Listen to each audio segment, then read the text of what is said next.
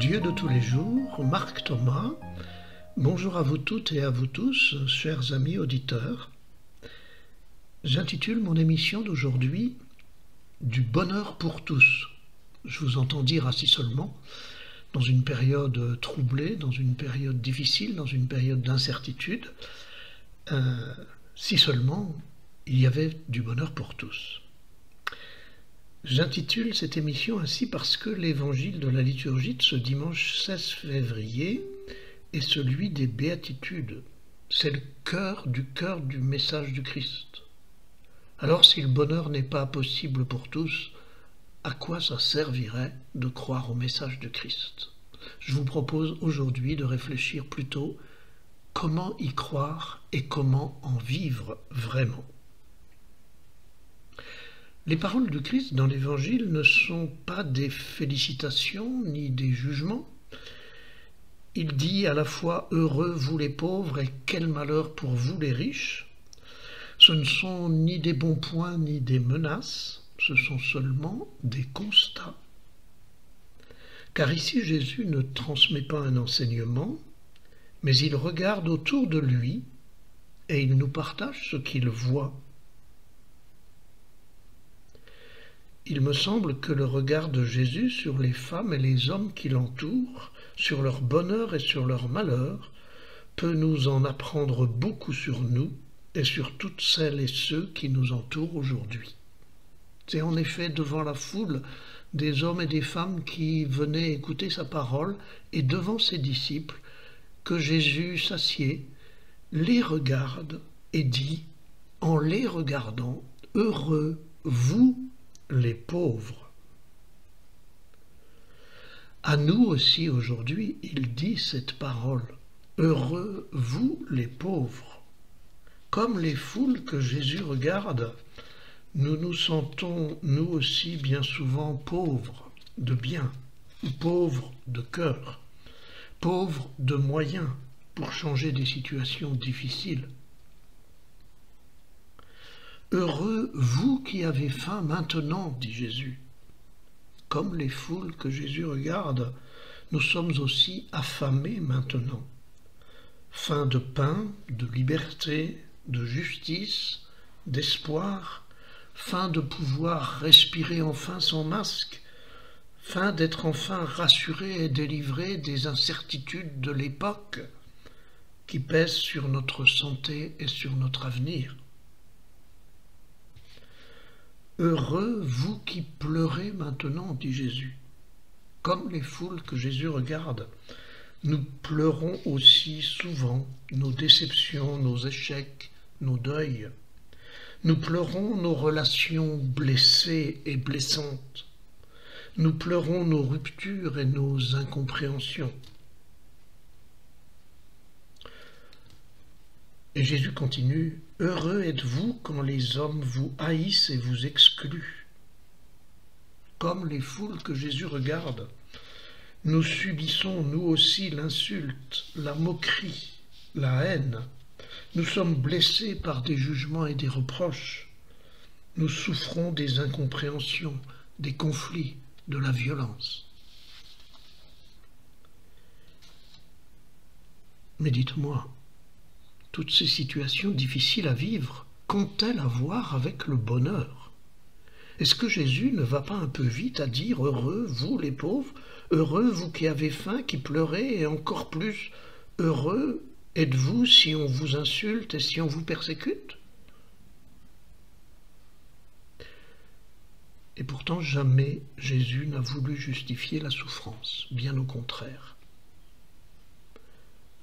Le Fils de l'homme, dit-il, est venu chercher et sauver ce qui était perdu. Luc 19, 10. Il libère le paralytique, l'aveugle, les possédés. Il accueille Zachée, l'enfant prodigue, la femme adultère. Et puis il dit « Venez à moi, vous tous qui peinez et qui ployez sous le poids du fardeau, et moi je vous soulagerai. » Matthieu 11, 28.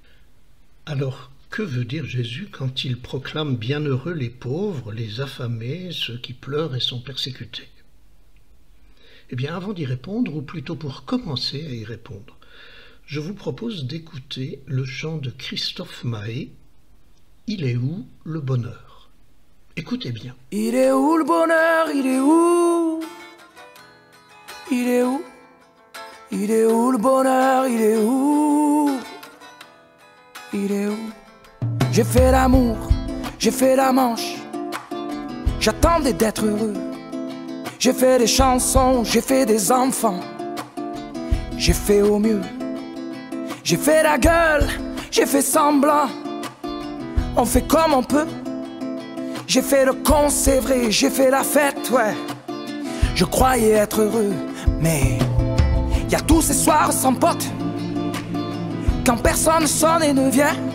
C'est dimanche soir dans la flotte, comme un con dans son bain, essayant de le noyer mais il flotte, ce putain de chagrin.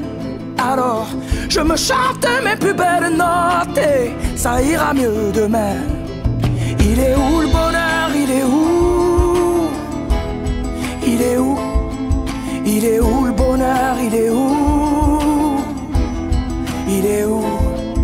Il est là le bonheur, il est là. Il est là.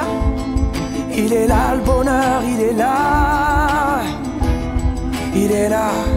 J'ai fait la cour, j'ai fait mon cirque, j'attendais d'être heureux. J'ai fait le clown, c'est vrai, et j'ai rien fait, mais ça ne va pas mieux. J'ai fait du bien, j'ai fait des fautes, on fait comme on peut. J'ai fait des folies, j'ai pris des fous rires, ouais. Je croyais être heureux, mais y a tous ces soirs de Noël où l'on sourit poliment pour protéger de la vie cruelle tous ces rires d'enfants et ces chaises vides qui nous rappellent ce que la vie nous prend. Alors je me chante mes notes les plus belles, c'était mieux avant. Il est où le bonheur? Il est où? Il est où? Il est où le bonheur? Il est où? Il est où? Il est là le bonheur, il est là. Il est là. Il est là le bonheur, il est là. Il est là. C'est une bougie le bonheur. Ris pas trop fort d'ailleurs, tu risques de l'éteindre. On le veut le bonheur, oui, on le veut. Tout le monde veut l'atteindre. Mais il fait pas de bruit le bonheur, non. Il fait pas de bruit, non, il n'en fait pas. C'est con le bonheur, ouais. Car c'est souvent après qu'on sait qu'il était là.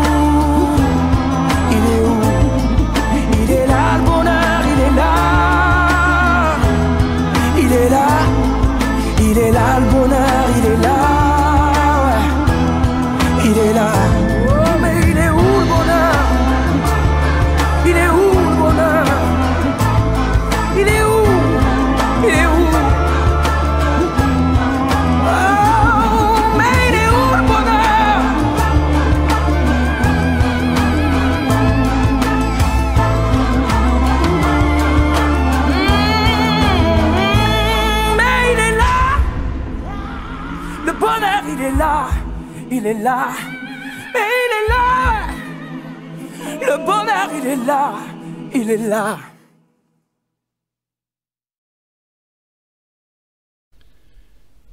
Finalement, Christophe Mahé dit un peu la même chose que Jésus avec ses mots d'aujourd'hui. Il évoque des situations du quotidien, des questions que tous les hommes se posent, et il termine en disant « Mais il est là le bonheur, il est là ». Mais alors, où est-il, ce bonheur, pour toutes ces personnes que je croise ou que je rencontre aujourd'hui et qui viennent me partager leurs questions, leurs difficultés? Où est-il pour vous qui écoutez cette émission ou qui lisez ce texte? Où est-il ce bonheur pour les foules de nos villes, de nos supermarchés, de nos lieux de travail? Tous, nous cherchons le bonheur, et du sens à nos vies difficiles. Alors je voudrais essayer d'expliciter comment surgit au cœur de l'homme le bonheur. Heureux, vous les pauvres de cœur, dit Jésus.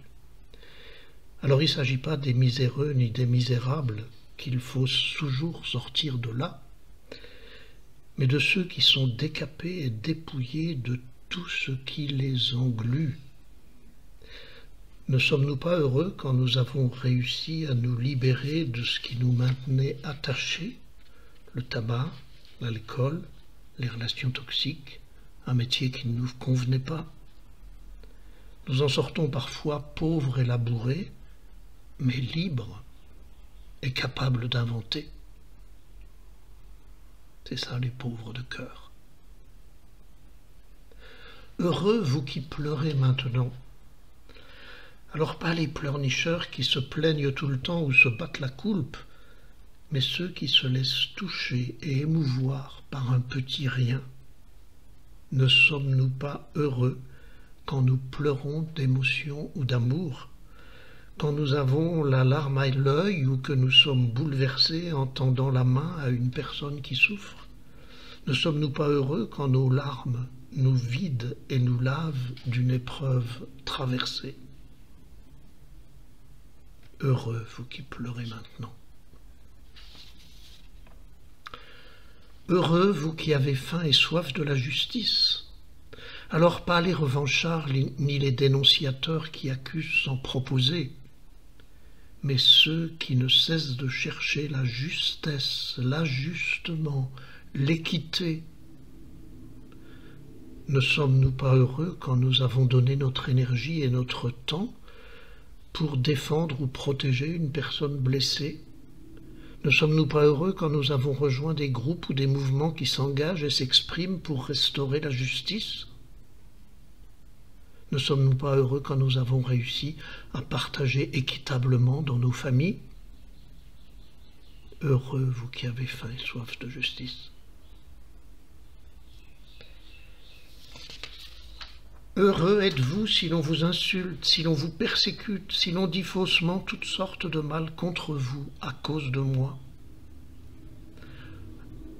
Alors il ne s'agit pas de ceux qui croient nécessaire de souffrir pour aimer Dieu ou pour être sauvés. Ça n'a rien à voir avec l'Évangile, ça. Il ne s'agit pas non plus de ceux qui se laissent accuser à tort et à travers et finissent par se culpabiliser eux-mêmes. Ne sommes-nous pas heureux quand nous refusons de nous compromettre par peur ou par intérêt? Quand nous renonçons à répondre à l'insulte par l'insulte et à la violence par la violence? Ne sommes-nous pas heureux quand nous réussissons à rester fidèles à nos valeurs malgré toutes les manipulations et pressions subies? Heureux êtes-vous si l'on vous insulte, si l'on vous persécute. Le royaume des cieux est à vous, dit Jésus. Heureux êtes-vous car le royaume des cieux est à vous. Il ne dit pas le royaume des cieux sera à vous plus tard, un jour au ciel. Il dit il est à vous, ici, dès cette terre. Les chrétiens disent que le royaume de Dieu est déjà parmi nous. Des psychologues disent équivalemment que nous sommes alignés à nous-mêmes et aux autres, et donc dans le bien-être et la bienveillance. C'est ça le bonheur, accessible à chacun dans son quotidien. Dans les 3 prochaines émissions, je vous propose de continuer à parler du bonheur. On en a besoin en ces temps difficiles. Osez croire au bonheur. Pas d'un bonheur de rêve, mais d'un bonheur possible dans notre quotidien incertain et parfois bouleversé. Bonne semaine et à très vite.